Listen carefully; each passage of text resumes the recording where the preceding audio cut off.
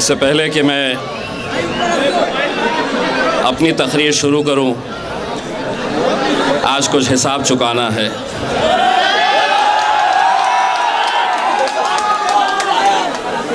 मैं ज़्यादा देर तक अपने जहन में बात रखता नहीं हूं। पिछले बार बिहार गया था और बिहार जाते वक्त एक सभा थी ऐसी ही इलेक्शन की। वहाँ पर मुझे गाड़ी में किसी ने बताया कि बिहार का मुख्यमंत्री, उत्तर प्रदेश का मुख्यमंत्री, माफ़ करिएगा, यूपी का मुख्यमंत्री योगी आदित्यनाथ ने एक दिन पहले मुसलमानों के ताल्लुक़ से एक बयान दिया था और उसमें ये कहा था कि मुसलमानों ने कटोरा उठा के ये पाकिस्तान चले जाओ। बस वैसे ही गाड़ी के अंदर किसी ने मुझे ये सुनाया और मैं सभा के लिए चला गया और वहाँ जाने के बाद सबसे पहले मैंने यही बात कही कि तकरीर शुरू करने से पहले उसका हिसाब चुकाया जाए। और मैंने क्या कहा था?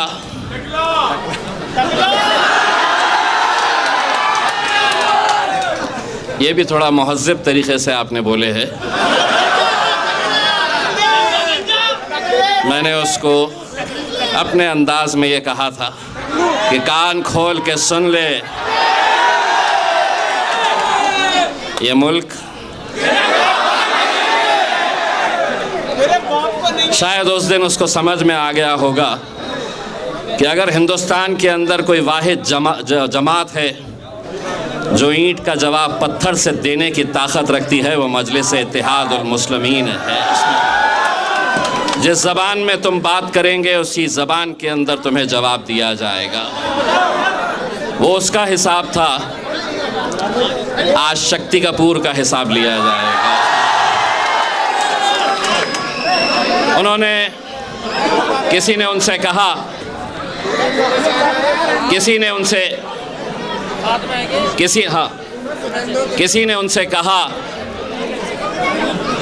कि इम्तियाज़ जलील आपके बारे में ये कह रहा था कि आम आदमी पार्टी को वोट देने का मतलब ये है कि आरएसएस को वोट देने के बराबर है। तो उन्होंने बड़े ही तंज़िया लहजे में जवाब देते हुए ये कहा कि किसके बारे में बात कर रहे हैं, वो तो हार चुके हैं। मैं आपको एक बात बताना चाहता हूँ अमानत भाई, अल्लाह को तकब्बुर पसंद नहीं है। और अगर आपका ईमान के ऊपर यकीन है तो एक बात ये भी समझ लीजिएगा कि तो इज़्ज़ु मन तशा व तज़िल्लु मन तशा, इज़्ज़त का और ज़िल्लत का देने वाला खुदा है। शायद आपको इस बात का भी अंदाज़ा हुआ होगा कि जिस दिन मैं हारा था उस दिन जीतने वालों से ज़्यादा चर्चे इस हारने वाले के चर्चे थे।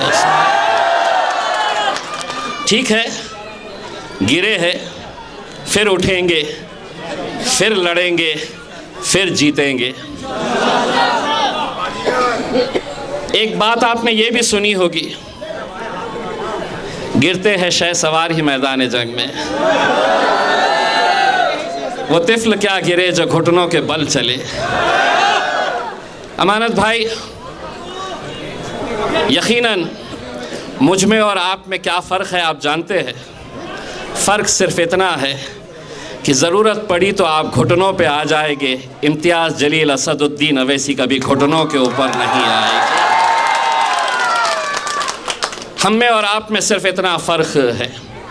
यकीनन अमानत भाई, इस इलाक़े के लोगों ने आपको वोट दिया, आप जीत कर आए, यकीनन आप जीते हैं और हम आप इसकी भी मुबारकबाद आपको देते हैं। लेकिन ये जो इलेक्शन है, थोड़ा नीचे कर लीजिएगा, थोड़ा नीचे कर लीजिएगा।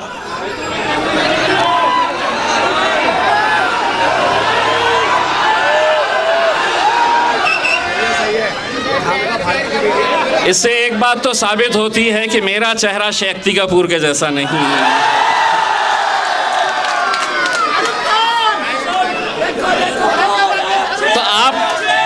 जीते, लेकिन ये इलेक्शन आपकी, कल एक मैं तकरीर सुन रहा था जिसके अंदर आपने अपने बारे में बताया और मेरे क़ायद बैरिस्टर असदुद्दीन अवैसी साहब के बारे में जिस लहजे का आपने इस्तेमाल किया, ये इलेक्शन के अंदर मजलिस इत्तेहादुल मुस्लिमीन अगर चाहती तो हम 20 सीटें लड़ सकते थे, 40 लड़ सकते थे, 50 लड़ सकते थे, लेकिन हमने सिर्फ 2 ही सीटें लड़ने का फ़ैसला किया और उसमें एक सीट यहाँ की ओखला की शिफा भाई की सीट थी।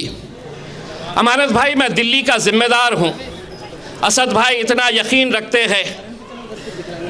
मैं आपको आज एक बात पूरी ईमानदारी के साथ कहना चाहता हूँ, शिफा भाई को मैंने कभी देखा नहीं हूँ, मैं कभी उनसे बात नहीं किया, ना कभी मेरी गुफ्तगू हुई, ना मैंने उनके साथ फ़ोन के ऊपर बात किया। आज एक सियासतदान नहीं, एक दीवाना, एक जुनूनी, एक अपनी कौम से मोहब्बत करने वाला महमूद हमारे साथ जुड़ा है। आज आपको मैं बताना चाहता हूं, अगर शिफा भाई अगर हमारे उम्मीदवार नहीं रहते तो मजलिस इस महमूद को टिकट देने वाली थी। महमूद इलेक्शन लड़ने वाला था हमारी तरफ से। पूरी दिल्ली की यूनिट, शोएब भाई हो, हमारे भूरे भाई हो, पूरे लोगों ने मुझे मनवाया था,